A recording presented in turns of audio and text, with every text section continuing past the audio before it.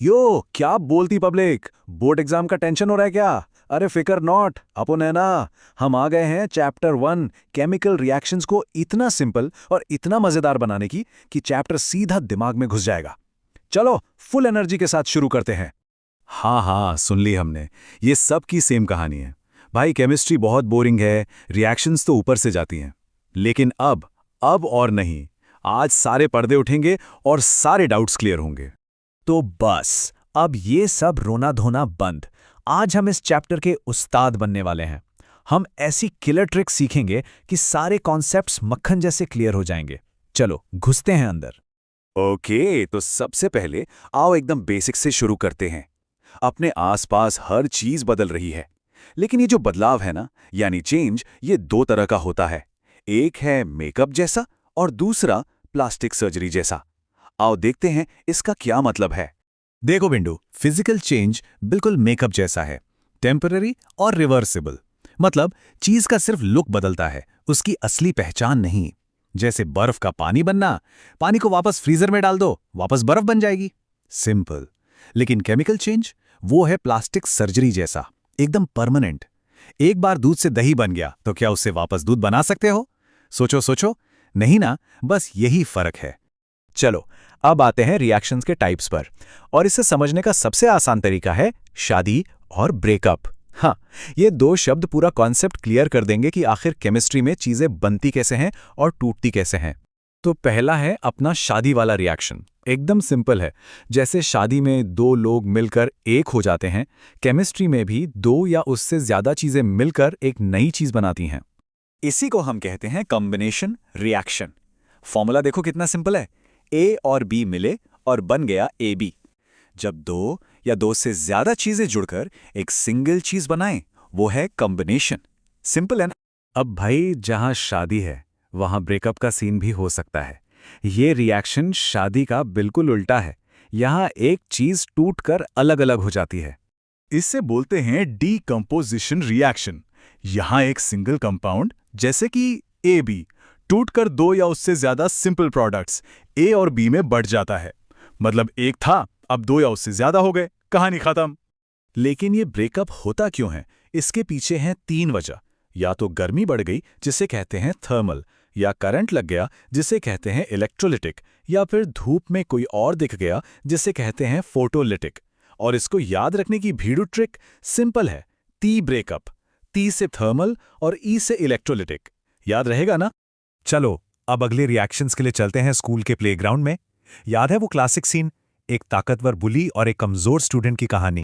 इसे हम बोलेंगे बुली रिएक्शन। इसमें क्या होता है, एक ज्यादा रिएक्टिव यानी ताकतवर एलिमेंट एक कम रिएक्टिव यानी कमजोर एलिमेंट को उसके कंपाउंड से धक्का मार के निकाल देता है। बिल्कुल स्कूल के बुली जैसा।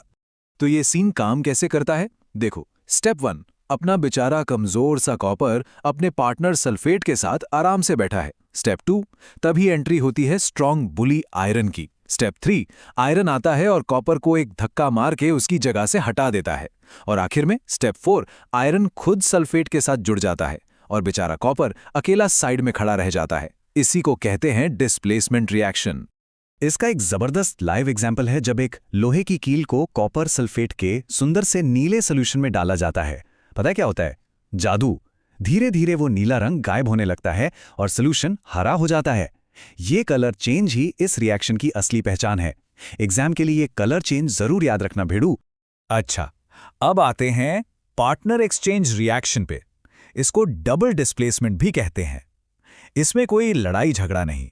यहां दो कपल्स आपस में शांति से पार्टनर्स अदला बदली कर लेते हैं। बहुत सिंपल है। यहां सोडियम सल्फेट और बैरियम क्लोराइड अपने पार्टनर्स एक्सचेंज करते हैं। सोडियम क्लोराइड के साथ चला जाता है और बैरियम सल्फेट के साथ। Deal done. और इस रिएक्शन की खास बात क्या है? एक व्हाइट सॉलिड बनता है जिसे हम प्रेसिपिटेट कहते हैं, जो दही जैसा नीचे बैठ जाता है। चलो अब इन कॉन्सेप्ट्स को अपनी डेली लाइफ से जोड़ते हैं। ये सारी केमिस्ट्री रोज कहां दिखती है? दो सबसे कॉमन एग्जाम्पल्स हैं, लोहे पर जंग लगना और चिप्स का सील जाना। कोरोजन को समझो मेटल का बुढ़ापा। ये एक स्लो प्रोसेस है जिसमें मेटल्स हवा और पानी के कांटेक्ट में आकर खराब हो जाते हैं। जैसे लोहे पर भूरी परत जम जाती है जिसे जंग कहते हैं। चांदी बेचारी काली पड़ जाती है और तांबे पर हरी परत चढ़ जाती है। एक सवाल जो हम सबके मन में बचपन से है, चिप्स के पैकेट में चिप्स से ज्यादा हवा क्यों होती है? कोई स्कैम है क्या ये? चलो इसके पीछे की केमिस्ट्री समझें। नहीं भीड़ू, ये स्कैम नहीं, साइंस है। फूड में जो ऑयल और फैट होता है वो ऑक्सीजन से रिएक्ट करके खराब हो जाता है, जिससे अजीब सी स्मेल और टेस्ट आता है। इसे कहते हैं रैंसिडिटी। इससे बचने के लिए पैकेट्स में ऑक्सीजन की जगह नाइट्रोजन गैस भरी जाती है। नाइट्रोजन एकदम आलसी गैस है, रिएक्ट नहीं करती और चिप्स को फ्रेश रखती है। तो भीड़ू ट्रिक क्या है? चिप्स में N2 मतलब चिप्स है एकदम न्यू। और अब इस चैप्टर का सबसे इंपॉर्टेंट हिस्सा, ये है तुम्हारी फाइनल ट्रिक शीट। फटाफट इसका स्क्रीनशॉट ले लेना, एग्जाम टाइम में बहुत काम आएगा। ओके, ध्यान से सुनो, ये है अल्टीमेट चीट शीट। फटाफट रिवाइज करते हैं। चेंज टाइप्स, फिजिकल मतलब मेकअप, केमिकल मतलब plastic surgery. Reaction types, combination यानी शादी, डिकॉम्पोजिशन यानी ब्रेकअप। फिर डिस्प्लेसमेंट है बुली वाला सीन और डबल डिस्प्लेसमेंट है पार्टनर एक्सचेंज। ऑक्सीडेशन और रिडक्शन के लिए ट्रिक है OIL-RIG। Oxidation is loss of electrons, reduction is gain of electrons. Energy in reactions, exothermic मतलब एनर्जी का एग्जिट यानी बाहर निकलती है। एंडोथर्मिक मतलब एनर्जी का एंटर यानी एब्जॉर्ब होती है। कोरोजन के colours iron, brown, silver, black, copper, green. और आखिर में चिप्स, चिप्स में N2 मतलब चिप्स है न्यू। बस इसका स्क्रीनशॉट ले लो, पूरा चैप्टर कवर हो गया। तो बस यही कहना है, भिड्डू स्टाइल में समझो और टॉपर स्टाइल में एग्जाम में लिख के आओ।